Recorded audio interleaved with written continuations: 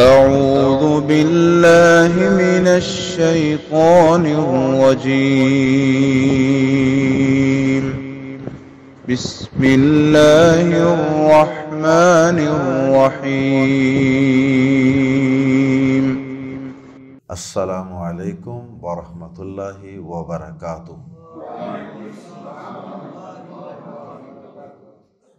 سورۃ التوبہ آیت نمبر 50 سے 54۔ ان الحمد للہ والصلاة والسلام علی رسول اللہ اما بعد۔ اعوذ باللہ السمیع العلیم من الشیطان الرجیم من ہمزہ ونفخہ ونفثہ۔ ان تصبک حسنۃ تسؤہم وان تصبک مصیبۃ یقولوا قد اخذنا امرنا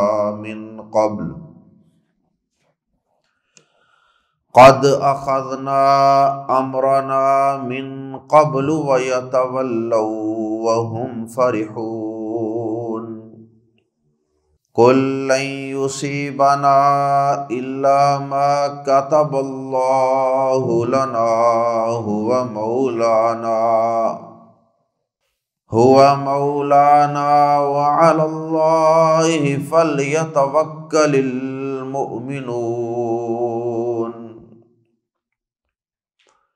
قل هل تربصون بنا إلا إحدى الحسنيين ونحن نتربص بكم أن يصيبكم الله بعذاب من عنده أو بأيدينا فتربصوا إنا معكم متربصون۔ قل انفقوا طوعا او کرہا لن يتقبل منکم انکم کنتم قوما فاسقین۔ وما منعهم ان تقبل منهم نفقاتهم الا انهم كفروا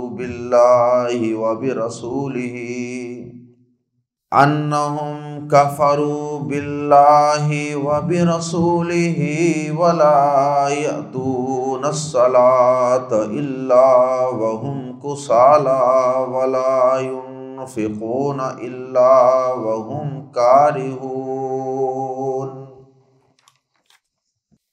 اللہ رب العزت نے منافقین کے دلوں میں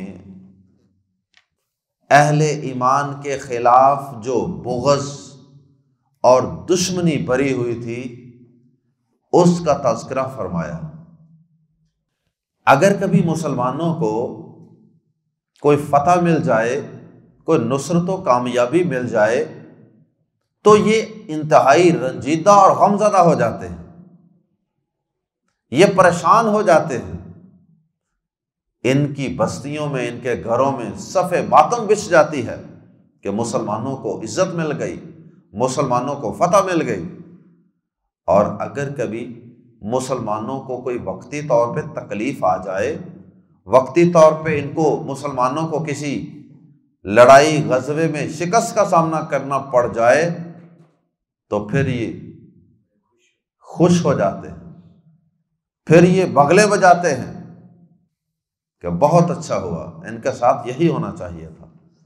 اور صرف یہی نہیں کہ خوش ہوتے ہیں، بلکہ پھر وہ اپنے آپ کو بڑے دانشور ثابت کرتے ہیں۔ وہ کہتے ہیں جی دیکھو، ہم نے تو پہلے ہی کہا تھا، اس نقصان کے آنے سے، اس شکست کے آنے سے پہلے ہی ہم نے کہہ دیا تھا کہ یہ مارے جائیں گے، ان کا فیصلہ درست نہیں ہے، یہ عقل مندی کا فیصلہ نہیں کر رہے، اتنی بڑی سپر پاور کے ساتھ ٹکر لے کے ہم نے تو پہلے کہہ دیا تھا۔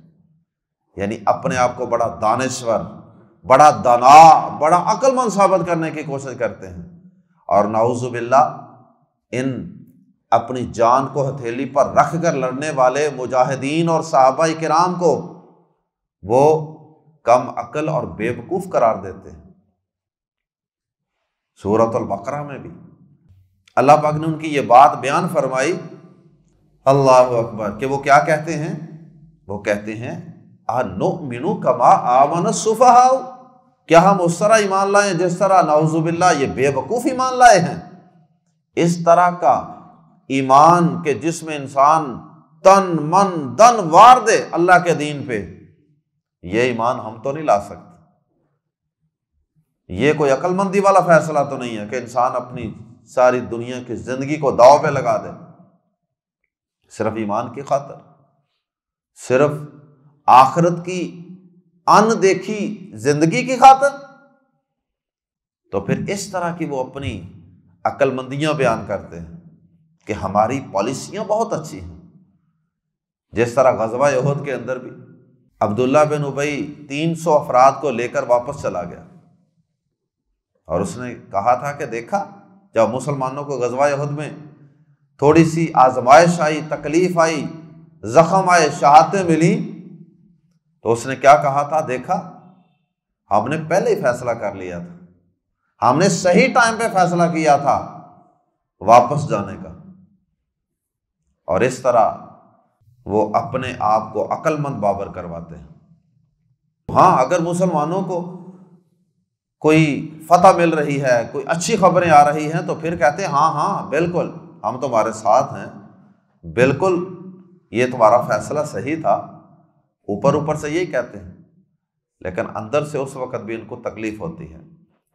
اللہ پاک نے ایک تو مومنین پر آنے والی مصیبتوں کے وقت ان منافقین کے خوش ہونے کا تذکرہ کیا ہے، اور دوسرے نمبر پہ اللہ پاک نے پھر اس کے دو قسم کے اہل ایمان کے منہ سے اور اہل ایمان کی زبان سے دو طریقوں سے جواب دیے،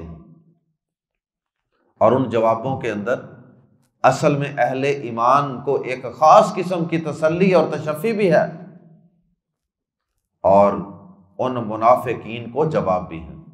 پہلا جواب تو یہ ہے کہ ہمیں اس طرح کی باتیں سنا کے پریشان کرنے کی ناکام کوشش نہ کرو کہ جی دیکھو اگر تم یوں کر لیتے تو ایسے ہو جاتا، اگر تم یوں فیصلہ کر لیتے تو ایسے نہ ہوتا۔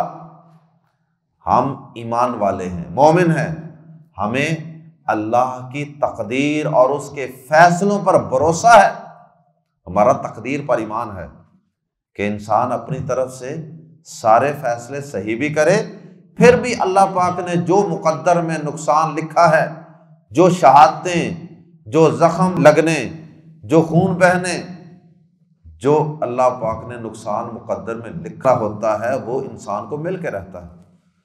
اس لیے ہمارا تو تقدیر پر ایمان ہے، ہمارا یہ عقیدہ ہے کہ ہم تدبیر تو کریں گے، پلاننگ تو کریں گے، منصوبہ بندی تو کریں گے، تیاریاں تو کریں گے، لیکن اس کے بعد بھی اگر کوئی نقصان آ جائے، کوئی تکلیف آ جائے، تو وہ اللہ کی طرف سے ہمارے مقدر میں لکھی ہوئی تھی، ہمیں اس پہ کوئی رنج یا مصیبت یا پریشانی نہیں ہے، کوئی ملال نہیں ہے۔ ایک تو اہل ایمان کی زبان سے اللہ پاک نے یہ جواب دلایا۔ یہ جو تقدیر پر ایمان ہوتا ہے نا، یہ بھی اللہ پاک کی بہت بڑی نعمت ہوتی ہے۔ جس شخص کا تقدیر پر ایمان نہیں ہے نا، وہ ہر وقت پریشان ہی رہتا ہے، میں ایسے نہ کرتا تو یوں ہو جاتا، میں یوں کر لیتا تو یہ نہ نقصان نہ ہوتا۔ لیکن جو مومن ہوتا ہے وہ کہتا ہے انا للہ و انا الیہ راجعون، وہ کہتا ہے قدر اللہ وما شاء فعل، اللہ پاک نے تقدیر میں ایسے لکھا تھا، یہ تکلیف مجھے آ کے رہنی تھی، یہ نقصان مجھے مل کے رہنا تھا، لہذا اب حسرت و افسوس کا کوئی فائدہ نہیں۔ اور جن کا تقدیر پر ایمان نہیں ہوتا وہ بیچارے پریشان ہی رہتے ہیں ساری زندگی کہ کبھی یوں نہ ہوتا تو ایسے نہیں ہونا تھا، بس وہ ایک ذہن کی ایک الجھن اور دماغ کے اندر ایک خلل ہوتا ہے جو ان کو ساری زندگی پھر پریشان ہی رکھتا ہے۔ عربی کے اندر ایک مقولہ ہے جس نے قضاء و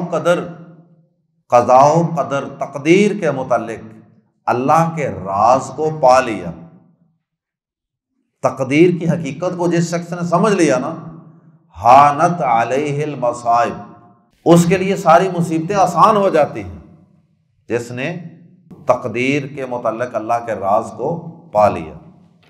بہرحال دوسرا جواب اللہ پاک نے یہ دیا کہ اے منافقو، ہمیں کسی قسم کا کوئی احساس کمتری نہیں ہے، نہ ہمیں کوئی احساس کمتری دلانے کی کوشش کرو، اس لیے کہ الحمدللہ ہم سب لوگوں سے بہتر ہیں، تمام انسانی طبقات سے ہم بہترین ہیں، اور ہمیں کسی قسم کا کوئی انٹیریئر کمپلیکس نہیں ہے کہ ہم مسلمان کیوں ہوئے، ہم نے اللہ کے نبی کی بات کیوں مانی، ہم فلاں غزوے میں کیوں گئے، ہم نے اتنی بڑی سپر پاور سے ٹکر کیوں لی۔ اس طرح کی پریشانیاں ہمیں نہیں ہیں، کیونکہ ہمارے رب نے تو ہمیں یہ حکم دیا ہے کہ وَشَاوِرْهُمْ فِي الْأَمْرِ فَإِذَا عَزَمْتَ فَتَوَكَّلْ عَلَى اللَّهِ، ایمان والوں سے مشورہ کرو، اور مشورہ کرنے کے بعد جب کسی چیز کا فیصلہ کر لو، عزم کر لو، تو پھر اس کے نتیجے کو اللہ پہ چھوڑو۔ تو ہمارا تو یہ عقیدہ ہے، ہمیں کس چیز سے پریشان کرنے کی کوشش کرتے ہو؟ ہم تم سب سے بہترین لوگ ہیں، ہم کسی کمپلیکس کا، پریشانی کا شکار نہیں ہیں۔ اللہ پاک نے جہاد کے حوالے سے ہمارے ساتھ دو چیزوں میں سے ایک کا وعدہ کیا ہو، ہم پریشان کیوں ہوں؟ اللہ پاک نے یہ وعدہ کیا ہے، نبی صلی اللہ علیہ وسلم کا فرمان بھی ہے صحیح بخاری میں، اور یہ قرآن مجید کی آیت بھی ہے۔ اللہ اکبر۔ نبی صلی اللہ علیہ وسلم نے فرمایا کہ جو شخص جہاد پہ نکلے اور اس کا نکلنا صرف اور صرف جہاد کے لیے ہو، اس کے نکلنے کا سبب صرف اور صرف اللہ اور یوم آخرت پر ایمان ہو، اور وہ اللہ کے رسولوں کو سچا جانتے ہوئے نکلا ہو، تو اللہ پاک ایسے شخص کو اس بات کی ضمانت اور گارنٹی دیتے ہیں کہ اللہ پاک یا تو اسے فتح دے کر مال غنیمت کے ساتھ اس کے گھر والوں کے اندر واپس لوٹا دے گا، غازی اور فاتح بنا کر، اور اجر و ثواب بھی دے گا اور مال غنیمت بھی دے گا، اور یا پھر اللہ پاک اسے شہادت کے مرتبے پر سرفراز فرمائے گا۔ تو ہمارے لیے تو دونوں ہی راستے کامیابی کے، مال غنیمت اور فتح مل گئی، اجر و ثواب لے لیا، پھر بھی فائدہ، شہادت کا سب سے اعلیٰ تمغہ مل گیا، پھر بھی فائدہ ہی فائدہ۔ تو اس لیے ہمیں تو دونوں صورتوں میں کوئی پریشانی نہیں، کوئی ملال نہیں ہے، کوئی غم نہیں ہے۔ قرآن مجید کے الفاظ میں پڑھتے ہیں، ان اگر تو صرف پہنچے یا پہنچتی ہے حسنتن کوئی بلائی، بلائی حسنتن نیکی کو بھی کہتے ہیں، خیر اور بلائی کو بھی کہتے ہیں، اور یہاں حسنتن سے مراد ہے کہ کوئی فتح، کوئی کامیابی، ان تصب کا اگر پہنچتی ہے آپ کو، حسنتن کوئی بلائی، کوئی فتح، تسو بری لگتی ہے ہم انہیں، تسو بری لگتی ہے ہم انہیں، وَإِنْ اور اگر تصب کا تجھے پہنچتی ہے، مصیبتن کوئی مصیبت، وَإِنْ تصب کا مصیبتن اور اگر آپ کو کوئی مصیبت پہنچتی ہے، یقولو تو وہ کہتے ہیں، قد یقیناً اخذنا ہم نے پکڑ لیا تھا، امرنا اپنا معاملہ، ہم نے اپنا معاملہ پکڑ لیا تھا، ہم نے اپنا معاملہ حل کر لیا تھا، ہم نے اپنے معاملے کو، اپنی ذات کی حد تک اپنے معاملے کو سنبھال لیا تھا، یعنی ان مسلمانوں کا ساتھ نہ دے کر، ہم نے تو اس وقت کہا تھا کہ نہیں، اتنی بڑی صلیبی قوت سے، سپر پاور سے لڑنے کے لیے جانا حماقت اور بیوقوفی، ہم نہیں گئے تھے، تو ہم نے تو اپنا معاملہ سنبھال لیا تھا۔ قد اخذنا امرنا من قبل، ہم تو پہلے ہی اپنا معاملہ سنبھال چکے، اللہ اکبر۔ وَيَتَوَلَّوْا، اور وہ پھرتے ہیں، وہ اس حال میں کہ وہ فرحون، خوش ہوتے ہیں۔ وہ اس حال میں پھرتے ہیں، یعنی کسی بھی مجلس سے جہاں مسلمانوں کی فتح اور شکست کو ڈسکس کیا جا رہا ہوتا ہے، وہاں پر وہ یہ باتیں کرتے ہیں، اپنے آپ کو بڑا دانشور عقل مند ثابت کرنے کی کوشش کرتے ہیں، اور اس کے بعد اس مجلس سے اٹھ کر جب وہ اپنے علاقوں کی طرف جاتے ہیں، اپنی بستیوں یا اپنے گھروں کی طرف جاتے ہیں، تو وہ بڑے خوش و خرم جاتے ہیں، بڑے چوڑے ہو کے، کیا بات ہے، ہمارے فیصلے بہت اچھے ہوتے ہیں۔ اللہ اکبر۔ وَيَتَوَلَّوْا وَهُمْ فَرِحُونَ، اور وہ اس حال میں اس مجلس سے اٹھتے ہیں، اس حال سے اس مجلس سے پھرتے ہیں کہ وہ بہت خوش ہوتے ہیں۔ قل، کہہ دیجئے اے نبی صلی اللہ علیہ وسلم، اے ایمان والو کہہ دیجئے، لن یصیبا، ہرگز نہیں پہنچے گا نہ ہمیں، لن یصیبنا، ہرگز نہیں ہمیں پہنچے گا، الا مگر ما جو کتب اللہ، پہلا جواب، لن یصیبنا الا ما کتب اللہ، ہرگز نہیں پہنچے گا ہمیں مگر جو لکھ دیا اللہ نے، لنا، ہمارے لیے، الا ما کتب اللہ لنا، مگر جو اللہ نے ہمارے لیے لکھ دیا ہے۔ کہاں لکھ دیا اللہ پاک نے؟ لوح محفوظ میں، اللہ پاک نے لوح محفوظ میں لکھ دیا ہے۔ اللہ پاک نے سورۃ الحدید میں بڑا شاندار طریقے سے تقدیر کا مسئلہ سلجھایا اور سمجھایا ہے کہ اس کا کیا فائدہ ہوتا ہے۔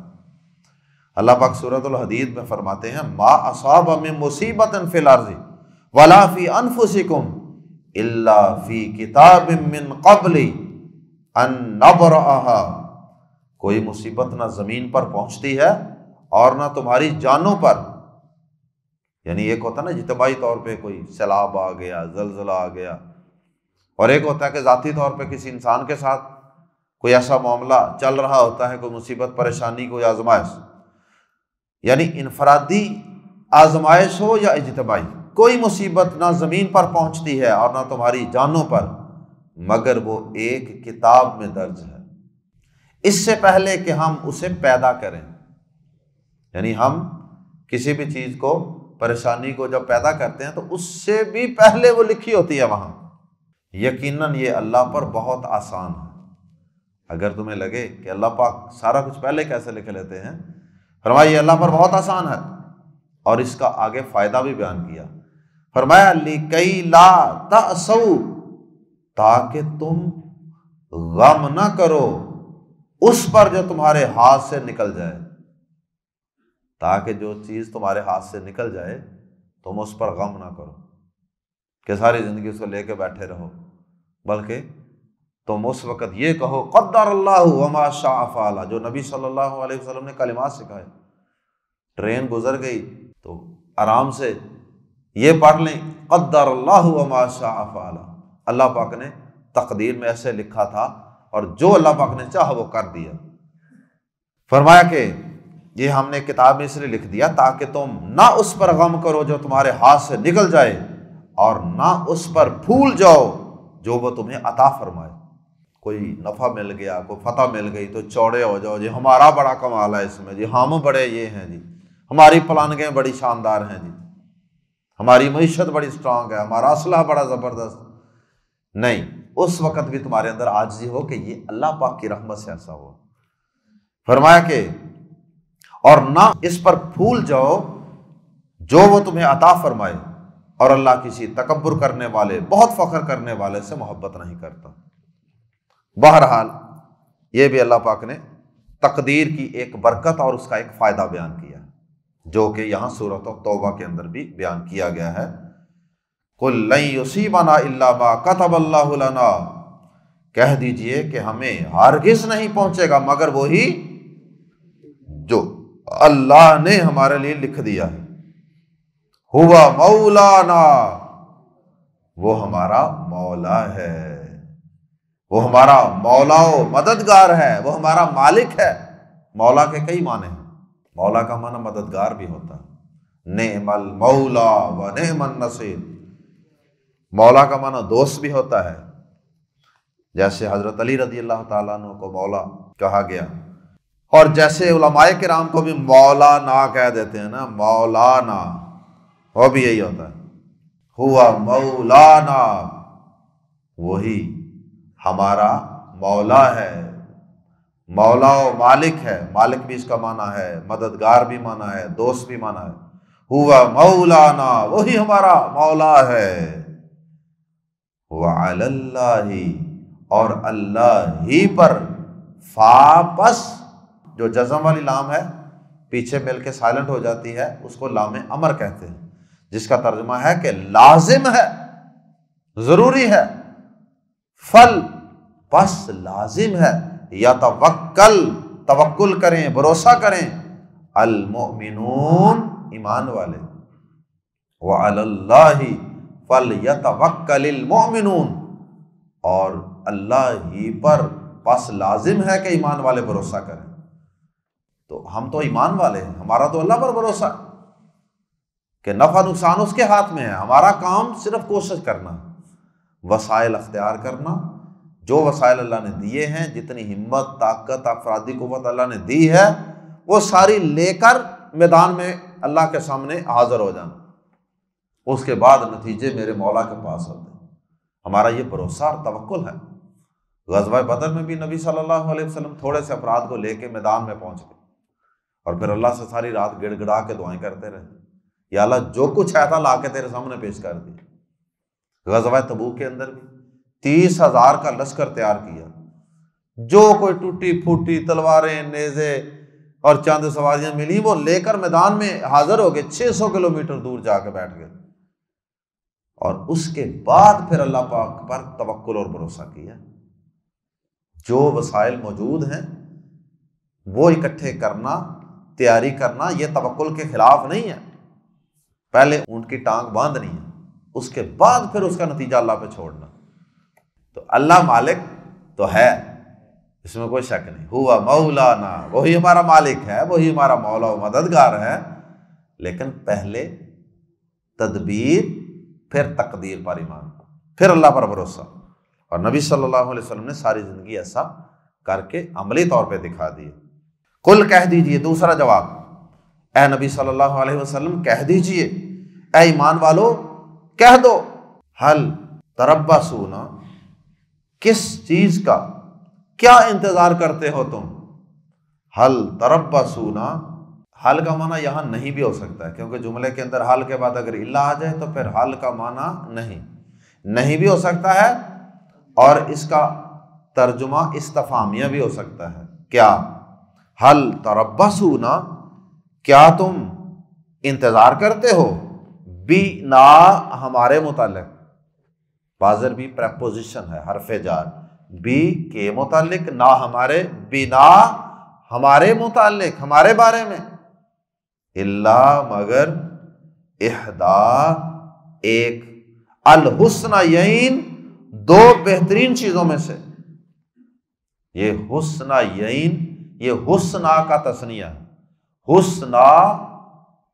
حسنا کا مطلب سب سے بہترین، اور یہ احسن کی مؤنث ہے، احسن سپرلیٹو ڈگری ہوتی ہے عربی زبان، اس کی مؤنث ہے حسنا، اور اس کا تثنیہ حسنیین، احد الحسنیین، دو بہترین چیزوں میں سے ایک۔ کہہ دیجئے کہ تم ہمارے بارے میں دو بہترین چیزوں میں سے ایک کے سوا کس چیز کا انتظار کر رہے ہو؟ تیسری چیز تو ہمارے پاس آئی کون ہے؟ ہمارے پاس تو دو ہی آپشن ہے، تو ان دو میں سے ہی کوئی ایک چیز ہمیں ملے گی، اور دونوں چیزیں جو ملیں گی دونوں ہی ہمارے لیے فائدہ مند ہیں۔ یعنی اگر تم ہمارے شہید ہو جانے کا، قتل ہو جانے کا سوچو گے، وہ بھی ہمارے لیے نفع بخش، وہ بھی بہترین چیز، شہادت، اور اگر تم یہ سوچو گے کہ فتح مل جائے گی تو وہ بھی ہمارے لیے نفع بخش۔ اور دوسری صورت، وَنَحْنُ، اور ہم، نَتَرَبَّصُ، اور ہم انتظار کرتے ہیں، بِكُمْ، تمہارے متعلق، اَن يُصِيبَ، کہ پہنچائے، کم تمہیں، اللہ، ان یصیبکم اللہ، کہ اللہ تمہیں پہنچائے بعذاب، کوئی عذاب، من عندہ، اپنے پاس سے۔ اور ہم تمہارے متعلق کس چیز کا انتظار کرتے ہیں؟ کہ اللہ تمہیں اپنے پاس سے کوئی عذاب پہنچائے، او یا بھی ساتھ ایدینا، ہمارے ہاتھوں کے۔ ہم تمہارے متعلق جن دو چیزوں کا انتظار کر رہے ہیں نا، وہ دونوں چیزیں تمہارے حق میں نقصان دہ۔ جن دو چیزوں کا انتظار کر رہے ہو وہ دونوں چیزیں ہمارے لیے نفع کا سودا۔ اور ہم کیا انتظار کر رہے ہیں؟ کہ اللہ پاک یا تو خود تمہاری پکڑ کر لے، اللہ پاک تم پر کوئی عذاب نازل فرما دے، یا پھر ہمارے ہاتھوں سے اللہ پاک تمہارا بیڑا غرق کروائے۔ فتربصوا، پس انتظار کرو، انا معکم، بے شک ہم تمہارے ساتھ متربصون، منتظر ہیں، انتظار کرنے والے ہیں۔ تم ہمارے متعلق انتظار کرو فتح یا شہادت کا، اور ہم تمہارے متعلق انتظار کرتے ہیں کہ یا تو اللہ پاک خود تمہارا بیڑا غرق کرے، یا پھر اللہ پاک ہمارے ہاتھوں سے تمہیں نقصان پہنچائے اور تمہیں کوئی عذاب پہنچائے۔ اللہ اکبر۔ جب مسلمان غزوہ تبوک میں گئے نا، تو جو منافق نہ جانے والے تھے نا، ان میں سے کئی منافقین نے یہ بھی کہا کہ چلو ہم جا تو نہیں سکتے، ہماری مجبوریاں ہیں کچھ، لیکن اس طرح ہے کہ ہم تمہیں کچھ مالی اعانت کر دیتے ہیں، مالی معاونت تمہیں دے دیتے ہیں، کچھ ڈونیشن وغیرہ دے دیتے ہیں، چندہ شندہ دے دیتے ہیں جہاد کے لیے۔ مقصد ان کا یہ تھا کہ اپنی حمایت کا یقین دلانا کہ ہم تمہارے ساتھ ہی ہیں۔ تو اللہ پاک نے اس کے متعلق فرمایا کہ ان منافقین سے کہہ دیجئے کہ تمہارے خرچ کا کوئی فائدہ نہیں ہے، تمہیں اس کا کوئی اجر و ثواب نہیں ہے، وہ تمہارے حق میں نقصان دہ ہے، کسی حالت میں بھی وہ تمہارے حق میں فائدہ مند نہیں ہے۔ قل، کہہ دیجئے، انفقوا، خرچ کرو، طوعاً، خوشی سے، او کرہن، یا ناخوشی سے۔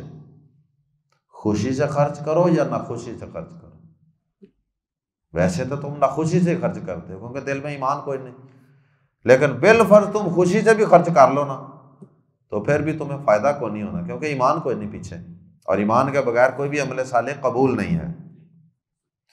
لن یتقبل منکم، ہرگز تم سے قبول نہ کیا جائے گا، فعل مجہول ہے، انکم، بے شک تم، کنتم، تھے تم، قومن، یا ہمیشہ سے ہو تم، قومن، فاسقین، نافرمان لوگ، تم ہمیشہ سے نافرمان اور فاسق لوگ ہو، جبکہ اللہ پاک کا قاعدہ قانون کیا ہے؟